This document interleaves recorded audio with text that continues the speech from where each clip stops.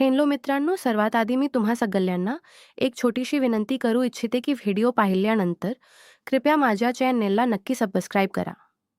हे व्हिडिओ बनवण्यासाठी मी खूप मेहनत घेते आणि याच माध्यमातून मी माझा खर्च चालवते.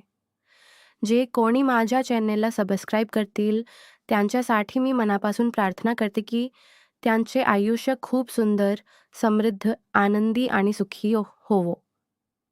प्लीज प्लीज माझ्या चॅनेलला नक्की सबस्क्राईब करा. संध्याकाळचे 6:30 वाजून गेले होते. बाहेर आभाळ एकदा दाटून आलं होतं की भर दिवसाच. रात्रीचा काळोख जाणवत होता. सोसाट्याचा वारा सुटला होता आणि झाडांची पानं खिडक्यांवर आपटत होती. मी हॉलमध्ये सोफ्यावर बसून मोबाईल स्क्रॉल करत होतो. घरात मी पूर्णपणे एकटाच होतो. तेवढ्यात अचानक विजांचा कडकडाट झाला आणि पाठोपाठ धो-धो पाऊस कोसळू लागला. काही मिनिटातच दारावरची बेल वाजली.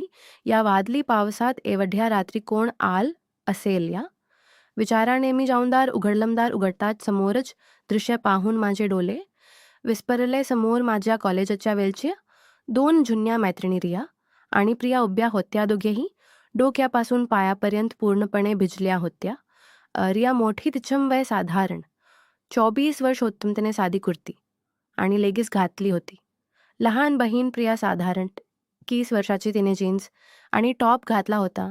दोघी थंडीने थरथरत कापत होत्या आणि त्यांनी ओले केस त्यांच्या गालावर आणि मानेवर चिटकले होते. अत्यंत थंड हवामुळे त्या दोघींना तिथे उभा राहणं कठीण झालं होतं. अरे सचिन, प्लीज आधी आम्हाला आत घे, रिया थरथरत त्या आवाजात म्हणाली. आमची स्कूटी रस्त्यातच बंद पडली. मोबाईलची बॅटरी डाऊन होती. जवळचं तुझं घर होतं म्हणून कशाची तरी धावत इथे आलो हो ना सचिन. खूप थंडी वाजते. प्रियाने तिचे दोन्ही हात स्वतःभोवती गुंडाळत म्हटलं. मी पटाकन त्यांना आत घेतलं आणि दारे बंद केली. तुम्ही दोघी आधी बाथरूममध्ये जा, तिथे गरम पाण्याची सोय आहे आणि हे घ्या माझे कपडे, तोपर्यंत हे चेंज करा असं म्हणून मी माझे 2 टी-शर्ट आणि ट्रे अप पेनट त्यांच्या हातात दिले. त्या दोघी फ्रेश व्हायला गेल्या. तोपर्यंत मी किचनमध्ये गेलो आणि वातावरणातील थंडी कमी व्हावी म्हणून गरमागरम आलम इलायची घातलेला चहा उकळायला ठेवला. काही वेळाने दोघी बाहेर आल्या. माझे सेल टी-शर्ट आणि पेनंट त्यांनी घातले होते. रिया अत्यंत साधी आणि सुंदर दिसत होती. हिनेचे ओले केस एका बाजूला खांद्यावर टाकले होते, ज्यातून पाण्याचे थेंब अजूनही टपकत होते. प्रियाने तिचे केस पाठीवर मोकळे सोडले होते. दोघींच्याही येण्याने खोलीत एक छान घरगुती आणि सुगंधी वातावरण तयार झालं होतं. मी चहाचे कप घेऊन हॉलमध्ये आलो. तेवढ्यात अचानक एका मोठ्या विजांचा कडकडाट झाला आणि संपूर्ण घराची लाईट गेली. घरात पूर्ण अंधार पसरला. बापरे, प्रिया घाबरून एकदम ओढली आणि अंधारात तिने थेट माझा हात पकडला. तिने भीतीपोटी माझा हात घट्ट धरून ठेवला होता. मी खिशातून मोबाईल काढला आणि त्याची फ्लॅश लाईट चालू करून सोफ्यावरच्या टेबलवर ठेवला. त्या मंद पिवळसर प्रकाशात संपूर्ण हॉलमध्ये एक शांत आणि गोड वातावरण तयार झालं होतं. सोफ्यावर आम्ही तिघे अगदी जवळच बसलो होतो. माझ्या डाव्या बाजूला रिया आणि उजव्या बाजूला प्रिया बसली होती. आम्ही चहाचे घोट घेत गप्पा मारू लागलो. पण वातावरणातली थंडी आणि तो मंद प्रकाश आम्हाला तिघांमध्ये जुन्या आठवणीची एक वेगळीच तुंदी निर्माण करून देत होता.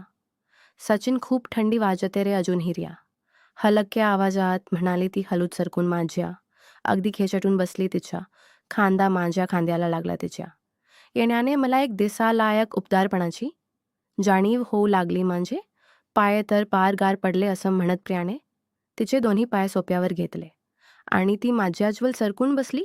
तिने तिचा चेहरा माझ्या खांद्यावर टेकवला. आता वातावरण खूपच भावनिक आणि गंभीर होऊ लागलं होतं.